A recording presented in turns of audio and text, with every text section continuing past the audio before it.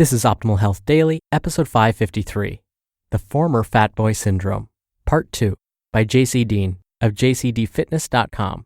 And I'm Dr. Neil Malik, your narrator of blogs covering health and fitness. I read to you from some of the most popular blogs out there, with permission from the authors, of course. Now, today's post is a continuation from yesterday, so if you're new here or skipping around, definitely check out yesterday's episode first. That's episode 552. And it's midweek, so I like to share an inspirational quote with you to help you hopefully get over that midweek hump. And I just so happened to be listening to an audiobook, and I heard this quote, and I thought it was just perfect given today's topic.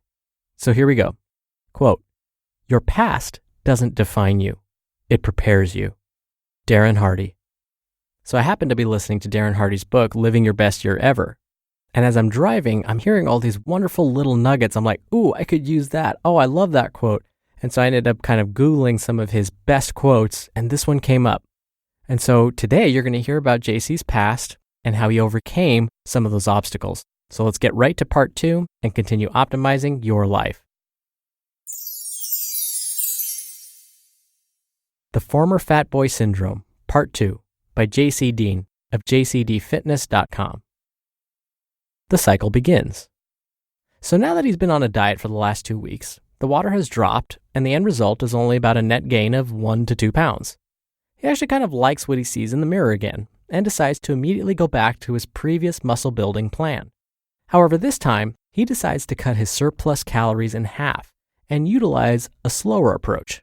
Subconsciously, he doesn't want to repeat his last mistake of gaining too quickly, so he starts to increase his activity outside of training. He now walks to the store instead of driving. He parks further away from campus to get some extra walking in. Guess what happens? His supposed caloric surplus has now become his maintenance intake. 8 more weeks go by, and progress is slowing down. He is worn out, depressed, and experiencing the general crappy feelings that come along as a result of not eating enough coupled with too much activity. In the name of progress, he decides to increase his calories again, but reverts back to a fat loss diet after another water retention mishap. He woke up bloated from eating too much birthday cake and decided he hates life. Time to diet. As you might imagine, this cycle goes on and on and on. It seems that it will never end. I have concluded this is likely the number one reason most folks quit and give up. They just decide their goals are impossible to reach. Therefore, it's easier to just pick another hobby. Is there a solution? Sure there is. There's always a solution. However, that solution may not always be the one you want. The solution is time plus consistent effort towards one goal equals success. There's really not much more to it. The only reason my previous FFB example did not succeed is because he wasn't objective enough to set a goal and work towards it with 100% focus and effort. He kept swaying back and forth because his emotions about how he viewed himself were stronger than what he wanted for the long term. The truth is, when you want to build your ideal physique, you must have clear goals and be willing to do what it takes to achieve them. You must realize you can't stay super lean all the time and build serious mass at the same time. Either you accept some fat gain and get to work, or you keep going back and forth between bulking and dieting cycles, only to spin your wheels for years. Something you must realize is when you constantly switch between hypercaloric and hypocaloric states, your body is never really primed to gain much mass. The hormonal environment is never stable enough to make any appreciable gains. This is why so many guys remain skinny fat, because they never make a decision to train and gain weight consistently. Think for at least 12 weeks at a time. Instead, they spin their wheels into oblivion. Now, before any assumptions are made, I'm not suggesting you make a whale out of yourself in the name of building the most mass. It's not fun to carry all that extra weight, and dieting it all off takes a long time. Don't let your body fat get out of hand, but don't let a little water retention and temporary loss of your abs deter you from working toward your ultimate goals.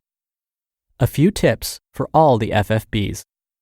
If you follow these criteria, remain objective, and work aggressively toward your goals, you are sure to succeed.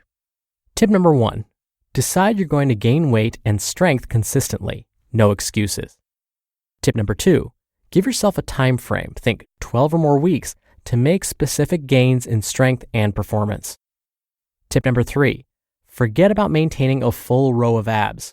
Fat can always be lost, and you'll always look much better with more muscle anyway. Tip number 4. Other folks aren't as interested as we are about being lean.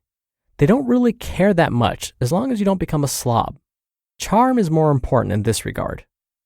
Tip number 5. Hire a coach if you cannot be objective and hold yourself accountable to your goals. And number 6, don't make any excuses. There you go. Now you know my no BS approach when it comes to all the mental hangups us FFBs deal with.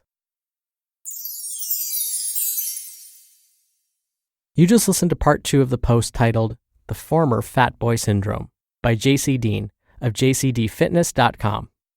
One of the other not so great effects of hyper and hypocaloric cycling, meaning you'll go a few weeks where you eat a ton of food to try and bulk up, and then you realize, oh, I've eaten too much, now I've got to cut that back, and then you go on like a starvation diet.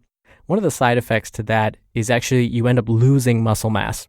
And that's totally counterproductive, right? You're trying to gain muscle, you're not trying to lose it.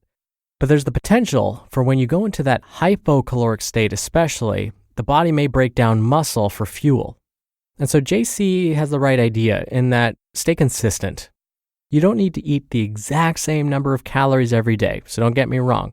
But if you're fairly consistent and gently increase and decrease your calories, that's fine. I know for me, I don't eat the exact same number of calories every day. That just doesn't happen. You'd have to be a food scientist and weigh everything out to the gram in order for that to happen. But slight changes up or down, either way, your body can deal with that. It's those crazy, I'm going to overconsume or really, really underconsume. That's when we start to see some of that breakdown happening. All right, really quickly before I go, if you're looking for accountability with your diet and fitness habits, as JC mentioned, a Facebook group can help with that. And we have one for the podcast where you're welcome to post and meet like-minded people. You can find that at oldpodcast.com/Facebook, or just search for Optimal Living Daily Podcasts on Facebook and request access to join. I hope you have a great rest of your Wednesday. Thank you as always for listening. I'll be back here tomorrow where your optimal life awaits. Hello, Life Optimizer. This is Justin Malik, creator and producer of this show and Optimal Living Daily, the brother podcast of this one. Literally, I'm Dr. Neil's brother. If you like the format of this show, you'll love Optimal Living Daily too, where I also read to you from blogs, but cover other topics like personal development, finance, and minimalism from bloggers like Derek Sivers, The Minimalists, Zen Habits, and many more. So for more amazing content read to you for free, come subscribe to Optimal Living Daily too, and together we'll optimize your life. You've been listening to Optimal Health Daily. Be sure to hit the subscribe button to stay up to date on each new episode, and head to oldpodcast.com. That's oldpodcast.com for a free gift, as well as more actionable tips and resources to help you maximize your potential. Thanks for joining us, and remember, your optimal life awaits.